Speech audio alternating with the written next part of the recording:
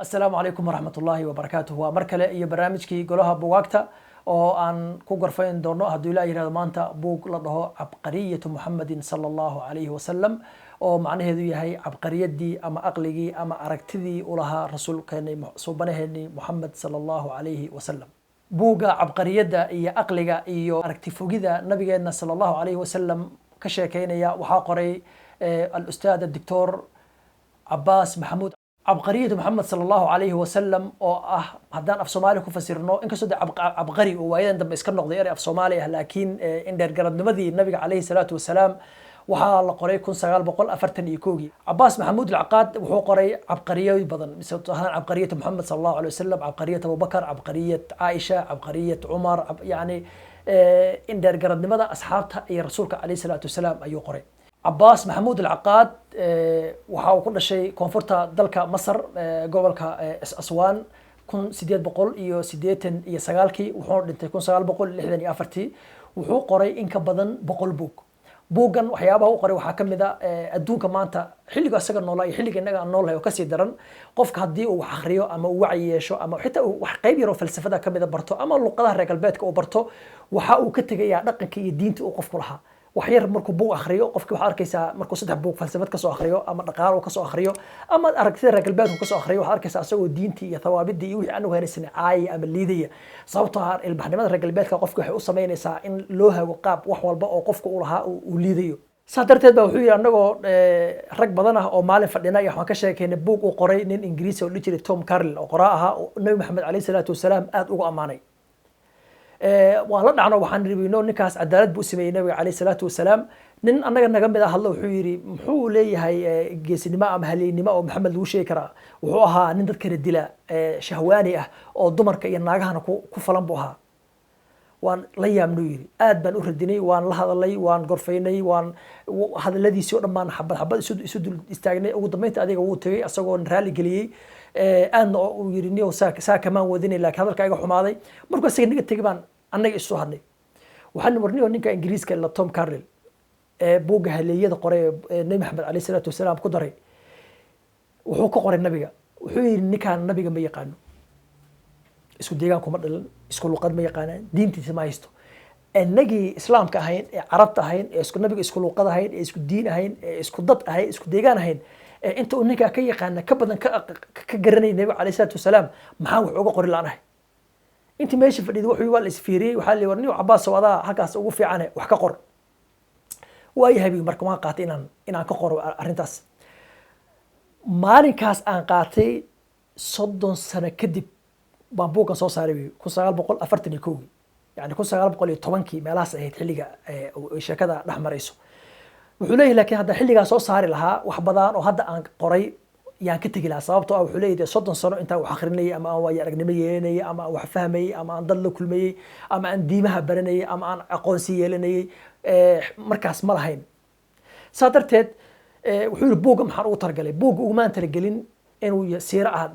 النبي عليه الصلاة والسلام وما ترجلين سيد بوق تسيرة لوقر وحكون شالكا وحكون إنتالك ألكا سومر الدجال كاسو قلي وما ترجلين sidoo kale uma talagalay inuu noqdo boog ay akhristaan dadka kaliya islaamka ah waxaan ugu talagalay boog uu kaga sheekeynayo nabiga maxamed calayhi salaatu wasalaam ka bashar ka insaan dad ahaantiisa uu nabiga kaga sheekeynayo xitaa hadduusan rasuul ba ahaan lahayn maxamed seebuu ahaan lahaa يعني waxyaabaha qofka bini aadanka uu leeyahay ee geesinimo ah ee deeqsinimo ah ee halkar ah ee hal wanaag ah ee deeqsinimo ah yu boog ka sheekeynaya wuxuu noo sheegayaa say isugu haboonaayeen nabi maxamed iyo dacwadiisa isugu haboonaayeen wuxuu ku bilaabayaa waxa sharaf ugu filan nabi maxamed asagoo ha agoon oo saxaro ku dhashay in uu dadkiisii iyo qoomkiisii la liidayay ee dhanna Rome ay kasoo galeysay dhanna ay Beershi iyo Faris kasoo galeysay dhanna ay Abraha iyo Xabasho ay kaga duulayeen in intuu iyagii mideeyay uu ka dhigay awood weyn oo Yurub iyo Aasiya iyo Afrika oo maamula in diintii uu Ilaahay xaqiisa ka keenay ay maanta tahay diimaha ugu faafida badan adduunka ayna tahay diinta labaad ee dadku ay haystaan inkastoo tirakoobyada aan isku waafaqsanayn buug wuxuu qaybiyay dhowr iyo 10 cutub buug uu qaybiyay mid walbana wuxuu kaga sheekeynayaa nabiga calayhi salaatu wasalaam iyo tilmaamuhu lahaa wuxuu ku bilaabayaa markuu nabigu dhalinay adduunka soo ahaa dowladdii Rome waxay maraysaa xilli tabar daran waxaa dishay dood iyo ishaysi iyo khilaaf nimankii Persia waa meesha hadda Iran ay ku taalee waxa ay ahaayeen dad majuusa oo dab caabudo oo ilaaha iyo diin iyo dhaqan iyo akhlaaq midna haysanin oo carshigoodii xilligoodii uu sii burburayo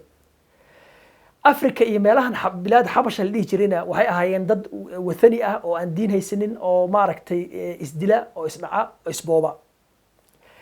carabtu waxay ahaayeen dad aad u tabaryar aad loo liido qof kastana uu ka adag yahay adduunka wuxuu marayay nabi ciise iyo diintiisii waa laga tagay wuxuu marayay firaaq adduunku wuxuu marayay baahi dadku waxay sugayeen qof ka saara cadaabka dhibaatada jahala'aanta iyo xanuunka ay dadku la nool yihiin waxa isku soo aaday diintii oo diin sax ah oo ilaahay ka timid qofkii ay ku soo degtay oo qof aad u wanaagsan iyo xilligii الزمان والمكان والشخصية saddexdaas ay soo waafaqay diintii iyo qofkii iyo xilligii saddex arrimood buu soo qaadanayaa wuxuu soo qaadanayaa nabiga nasabkiisa wuxuu ka dhashay baarka sare ee Quraysh sababtoo dadkii uu ka soo dhaxbaxay waxay ahaayeen dad qabiilka aad ugu faana oo laandheere iyo laangaab iyo qabiil wanaagsan iyo aabihii iyo awoogii la qiimeeyo saa darteed hadduu ka dhalan lahaa qabiil hoose hadduu ka dhalan lahaa waxaa dhici karta inay Quraysh ay ku caayaan wuxuu leeyahay maxaa looga dhigay faqiir nabiga kaleey salaatu wasalaam wuxuu leeyahay si aysan u dhiminin hantida uusan oga dhalanin dabaqad ka fog dadka fuqarada ah oo aan xiriir la lahayn oo aan ogeyn dhibaatada oo aan ogeyn gaajada oo aan ogeyn walbahaarka oo aan ogeyn oonka si uusan oga soo bixin faqiir waxa looga dhigay in uu ahaado qof la nool dadka masaakiinta dadka tabarta yar og waxa ay yihiin nin baahday oo oomay oo socday oo rafaaday wuxuu leeyahay maxaa looga dhigay agoon wuxuu leeyahay agoon waxa looga dhigay inuusan ku weynaanin oo ku barbaarin koolkoolin iyo dalac iyo qofkii oo qof la jecel yahay oo aabihii uu joogo oo mas'uuliyad qaadi karin inuu ahaado nin adag oo nolol adag ku soo koray oo asagoo yar mas'uuliyad qaaday muxuu nabiga kaleey salaatu wasalaam u safray soo hadda asagoo yar baadeerkii wuxuu raacay bilaad Rum buu raacay waxa uu safray in uu ogaado dadka si u nool yihiin inuu albaxnimeeyo ka arko inuu xadaaradaha arko in kala duwanaanshaha deegaanada uu arko ciwaanka cabqariyatu daaci ama cabqarinimada daacinimada oo nabigu kaleey salaatu wasalaam ayuu ka hadlayaa wuxuu leeyahay seebuu nabigu indheer garad u ahaa xagga dacwada kow waxa uu asagu aaminay ee uu wato wuu aaminsanaa si dhab uu aaminsanaa tusaale ahaan Quraysh intay isugu imaatay iyo waxay dhahan warniyo haddaad rabto gabadha ugu qurux badan guurso haddaad rabto xoolaha ugu badan baan ku siinaynaa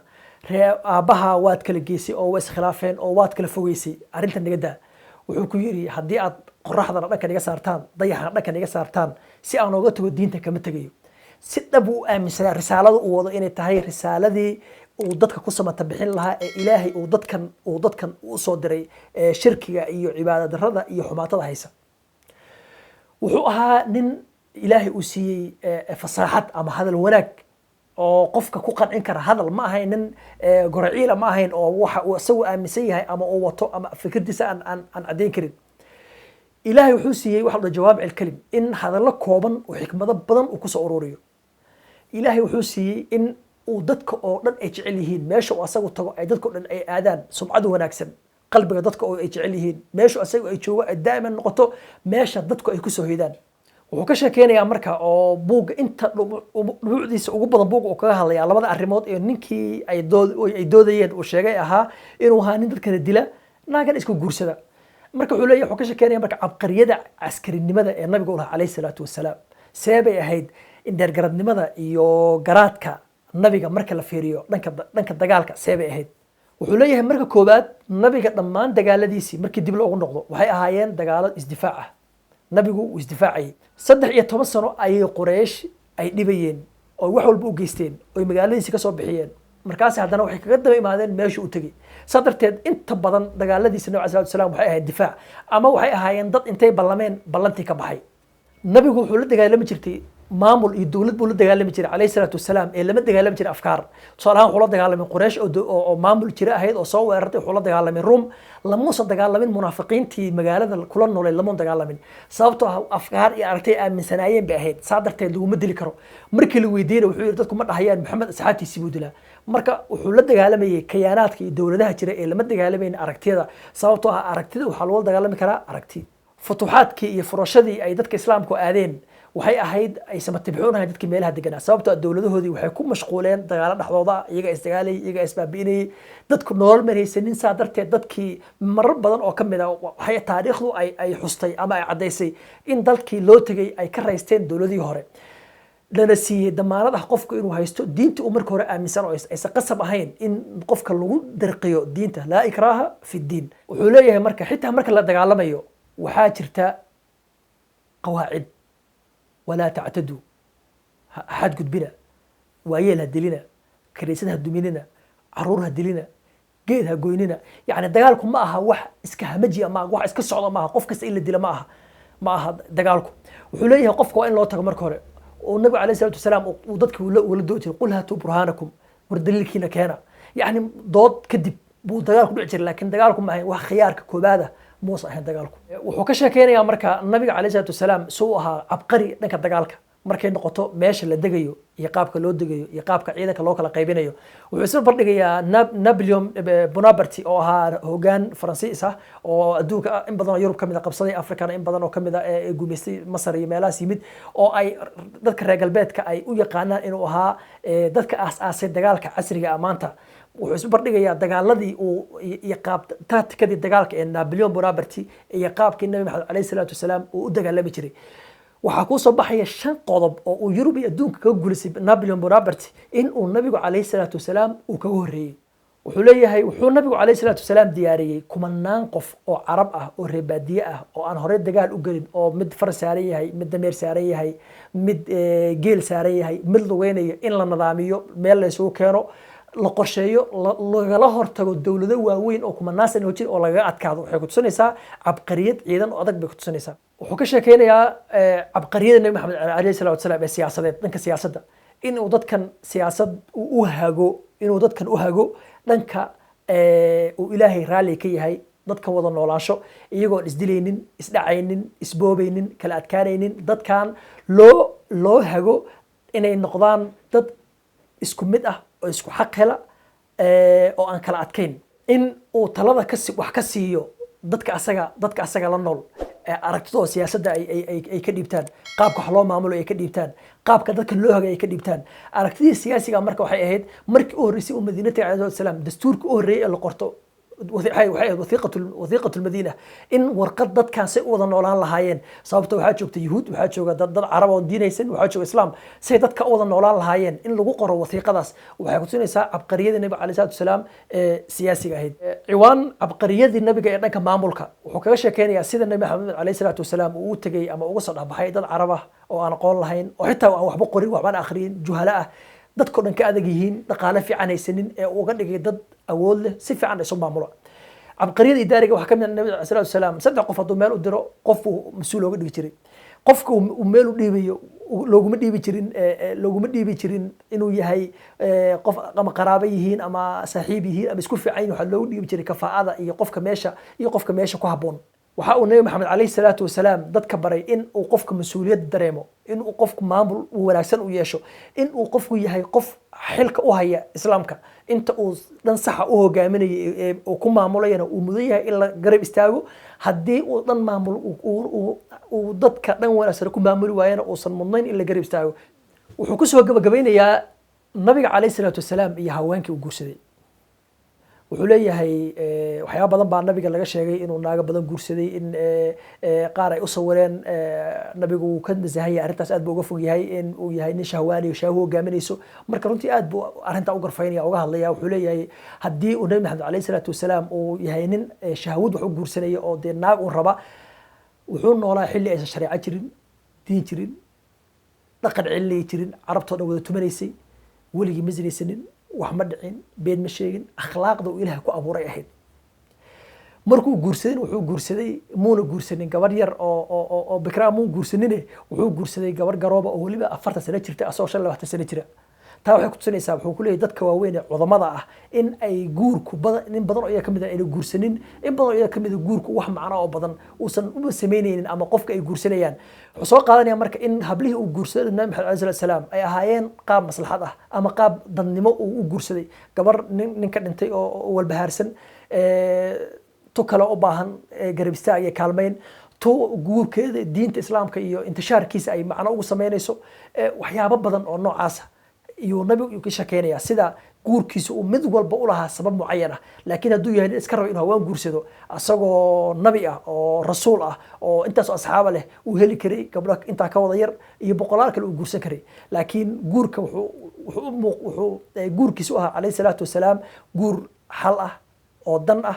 أو دعوديسة يبرشة ونولي هاي أيضا وجرته أنا هسه كسو كوبيا بوجا أستاذ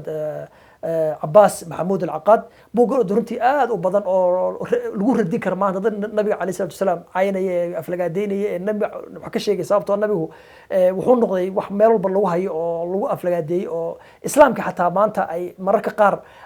أي صوبحين ضد إنك أحد أو النبي عليه الصلاة والسلام بنيسنا عردي سبنيسنا marka buugaas wuxuu noqon karaa mid dadkaas lagu radi karo noqon karaa soo bandhigayna nabigeena suban calayhi salaatu wasalaam wanaagiisii iyo sharaftiisii iyo karaamadiisii iyo dadnimadii ilaahay uu ku abuuray kasoo diinta dadnimadii uu asagu lahaa nin geesi ah nin deeqsi ah nin halii ah nin codkar ah nin run badan nin dadku jecel yihiin nin hogaamiye ah intaasaan kusoo koobaynaa barnaamijkeenii golaha buugaagta inta aan isugu imaanayno buug kale waxaan iga tegayaa ammaano allah